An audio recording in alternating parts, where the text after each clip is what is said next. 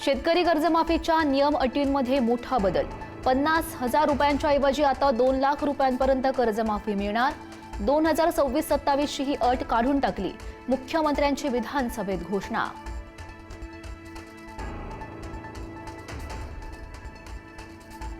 शेतीमुळे नाही तर स्टार्टअपमुळे भारत सोने की चिडिया। मंत्रिमंडळ प्रभात लोढांच्या वक्तव्यानं नवा राजकीय वाद। विरोधकांच्या टीकेनंतर लोढांकडून सारवासारव। मिसिंग लिंकवरच्या माझ्या भाषणावरून काही जणांना मिरची लागली। खोटे अफवा पसरवणं हा महाराष्ट्राचा अपमान आहे। आमचे मिमिक्री आर्टिस्ट बोलले की भाषण हिंदीमध्ये का केलं। मुख्यमंत्र्यांचा राज ठाकरेंना खोचक टोला। काहींनी सिद्धिविनायक मंदिरातील दानपेटी लुटली। नाव न घेता उपमुख्यमंत्री एकनाथ शिंदेंचा आदेश बांदेकरांवर रोख।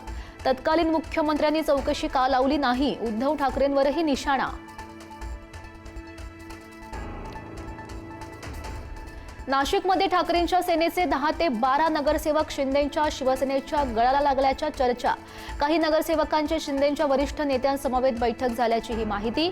तर नाशिकमधील ठाकरेंच्या नगरसेवकांनी फुटीच्या चर्चा मात्र फेटाळल्या।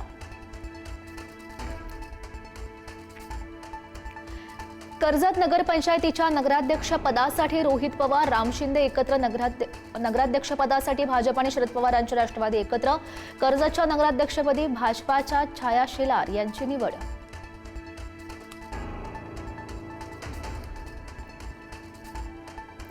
महिला डॉक्टर मारहाण प्रकरणी नगरसेवक रमेश म्हात्रेला 3 दिवसांची पोलीस कोठडी।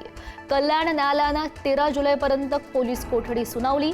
सोमवारी म्हात्रेला त्याच्या साथीदारांसह पुन्हा न्यायालयामध्ये हजर करणार।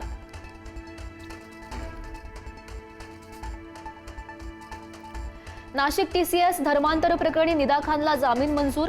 जामीन देताना कोर्टानं दिला श्रीकृष्णाचा दाखला। बाळाच्या हितासाठी आरोपी निदा खानला जामीन।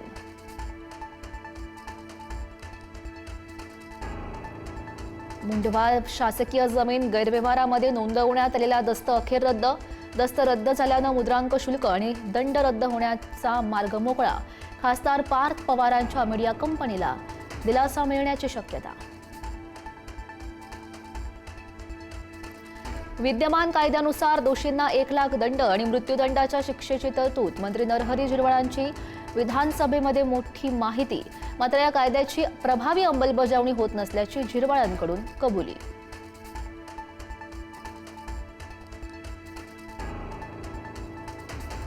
अंधेरी पश्चिम येथे बेस्ट बसची अनेक वाहनांना धडक। जवळपास 14 गाड्या एकमेकांवर आदळल्या। 2 ते 3 जण यामध्ये जखमी झाल्याची माहिती। बसचे ब्रेक फेल झाल्याचा चालकाचा दावा।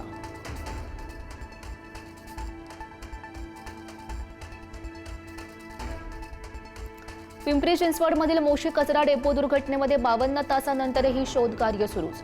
दुर्घटनेमध्ये एकाचा मृत्यू, अजूनही 8 कर्मचारी अडकल्याची माहिती। मुख्यमंत्री भेट देण्याची शक्यता।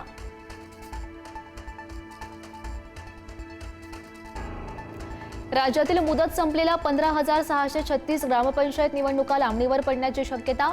नव्या मतदार यादीनंतरच निवडणूक कार्यक्रम जाहीर होणार। नवीन वर्षही उजाडण्याची शक्यता।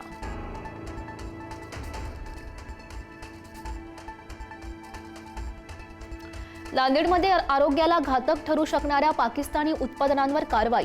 तब्बल 37 प्रकारची प्रतिबंधित पाकिस्तानी सौंदर्य प्रसाधनं जप्त। जप्त मालाची किंमत तब्बल 50 ते 60 लाख रुपयांच्या घरात।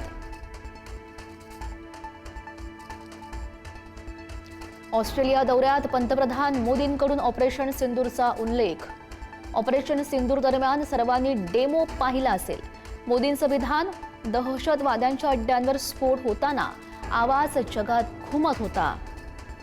मोदींचं वक्तव्य।